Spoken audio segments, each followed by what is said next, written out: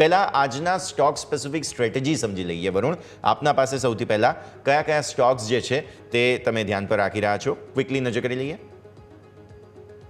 Definitely good morning રવિભાઈ.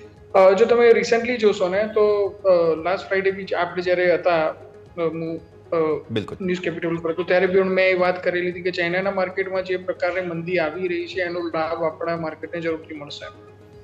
અને એ વખતે બી આપણે વાત કરી હતી કે બેંક નિફ્ટી અને નિફ્ટી બહુ જ સારું આઉટપર્ફોર્મ કરશે. તો મને એવું લાગે છે આ સ્પેસમાં જ બહુ સારા આપણને સ્ટોક્સ મળવા જોઈએ. મારા હિસાબથી કોટક બેંકમાં અહીંયાથી સારી એક મુવમેન્ટ દેખાઈ રહી છે.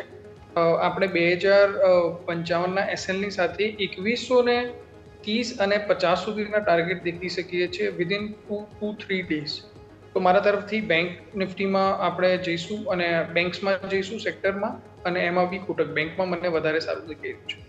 ઓકે સર, અમે ટાર્ગેટ સ્ટોપ લોસ તમે જે આપ્યા છે તે પણ સ્ક્રીન પર અમે બતાવી દઈએ છીએ. સાથે સાથે કઈ ટાઈમ ફ્રેમ ખાલી એક વખત જણાવી દેશો.